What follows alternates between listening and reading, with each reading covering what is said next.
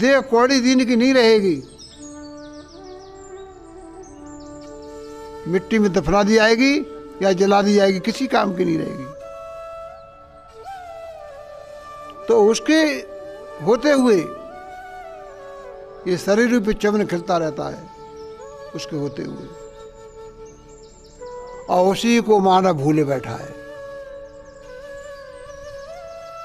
उसी को मानव भूले बैठा है, जिसकी 1 मिनट निकलने के बाद में ये शरीर गंदगी का ढेर हो जाएगा।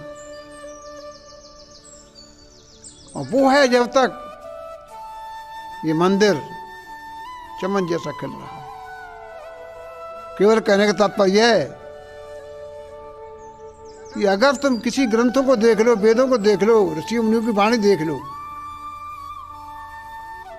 धर्म ग्रंथ वेद शास्त्र ऋषि मुनि सब ये कह रहे हैं कि ईश्वर जो है, शक्ति जो है, मालिक जो है,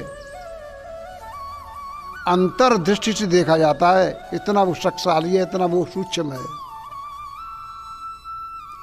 दुनिया वाले कितनी भी जोर लगा लें, फिर इन आंखों से परमात्मा दिखाई नहीं देगा। कितने जोर लगा ले दुनिया। डॉक्टरों ने भी वो किया है परीक्षण, कीड़ा फाड़ी करके देखा है इसके अंदर कौन सी शक्ति है। ये डॉक्टर भी फेल हो चुके हैं, वो चीज उनके हाथ नहीं आई, न देखने में आई और न पकड़ने में आई। क्यों? कि ये बाहरक नेत्रों के द्वारा देख ही नहीं सकता कोई। आगे जिसको देखने की लगन है वो देख सकता है। तो काहे से देख सकता है? अंतर्दृष्टि के द्वारा देख सकता है। अंतर्दृष्टि के द्वारा पाने के लिए हमें सत्संग की आवश्यकता है। वो नाम, वो परमात्मा का नाम सत्संग में जाने से मिलेगा। परमात्मा के नाम की जानकारी सत्संग में जाने से ही मिलेगी। जो उस नाम के बारे में, मालिक के बारे में सत्संग देते हैं, उनकी संगत में हम जाने लगेंगे तो वो नाम को प्राप्त करने की हमारे अंदर उत्कंठा उठेगी, तो उसे नाम मिलेगा। अगर नाम का जो साधक करेगा, साधना करेगा, जो नाम का सुमरण करेगा, उसे नाम का ज्ञान होगा। और नाम की साधना को जानने के बाद वो नाम की साधना नहीं करता तो उसे नाम का ज्ञान नहीं है। और नाम का ज्ञान नहीं है तो वो मालिक के पास नहीं पहुंच सकता है, वो दुखों से नहीं छूट सकता है। दुखों से छूटने के लिए हमें उस नाम का सुमरण करना पड़ेगा, उस मालिक की याद करनी पड़ेगी, क्योंकि नाम में ही ताकत है नामी के पास पहुंचा देना। और तुम्हारे बाहर पुण्य कर्मों में, पाप कर्मों में कोई ताकत नहीं जो मालिक के पास पहुंचा दे। पुण्य पाप का फल तो आपको मिल सकता है, पर परमात्मा मालिक नहीं मिल सकता है, परमात्मा नहीं मिल सकता है। दुखों से नहीं छूट सकते हो, ये काल जात से नहीं छूट सकते हो। आप उस देश तक नहीं जा सकते हो जिस देश में काल नहीं पहुंचता है। मैं आपको प्रमाण दे दूं, ये सिखों के गुरु नानक देव जी ने कहा है, सचखंड पहुंचने के लिए, सचखंड मालिक का देश है, नानक साहब कहते हैं। सचखंड पहुंचने के लिए हमें उसका नाम चाहिए। नाम सचखंड पहुंचा देगा। और सचखंड में मालिक बैठा है तो ये नाम मालिक तक पहुंचा देगा।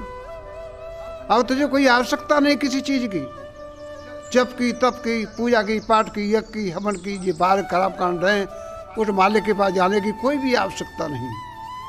उस मालिक के नाम को पकड़ते हुए, सुमन करते हुए, उसका जाप करते हुए, ये नाम ही उस मालिक के पास पहुंचाएगा। तू अपने आप नहीं पहुंच सकता है।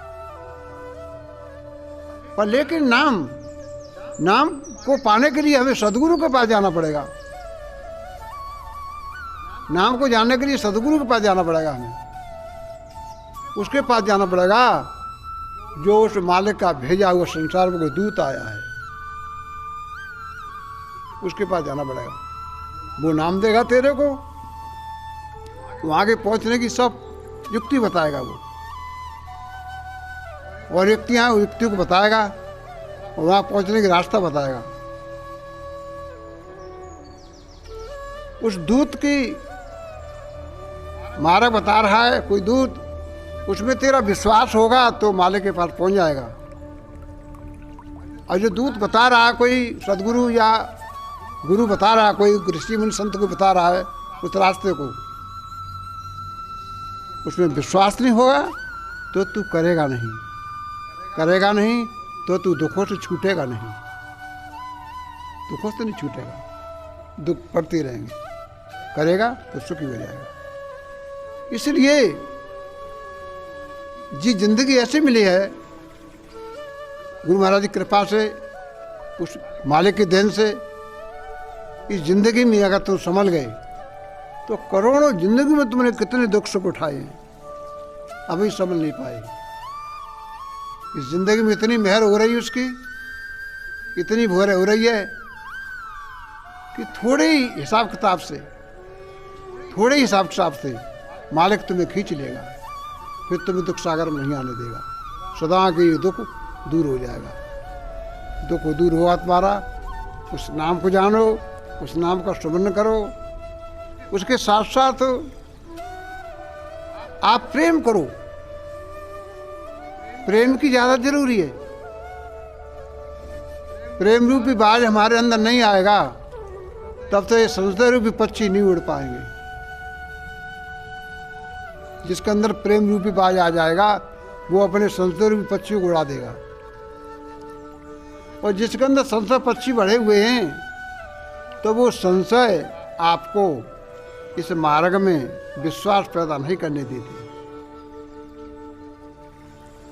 या तो साधक अभ्यास के द्वारा विश्वास कर ले, या साधक उस गुरु की वाणी पर विश्वास कर ले,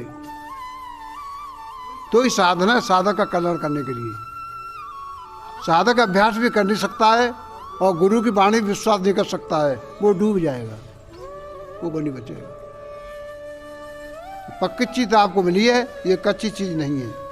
सारे धर्म ग्रंथ इसी को सपोर्ट कर रहे हैं, इससे बढ़कर के और कोई मत है ही नहीं। इसलिए उसको जानो और प्रेम करो, संसार सभी से प्रेम करो। सबके अंदर परमात्मा मालिक बैठा हुआ है, सबके अंदर। किसी से स्वादेश मत करो, नफरत करने वालों से तुम प्यार करो, सबसे प्यार करो, सबसे प्यार करो। क्यों कि सबके अंदर मालिक बैठा है, किससे द्वेष करोगे, किससे क्या करोगे? सबके अंदर मालिक बैठा हुआ है, सबके अंदर मालिक बैठा हुआ है। इन्हीं शब्दों के साथ में वाणी को विराम देते हैं। हरिओम तत्सव को हमारा आशीर्वाद है, सभी को हमारा आशीर्वाद।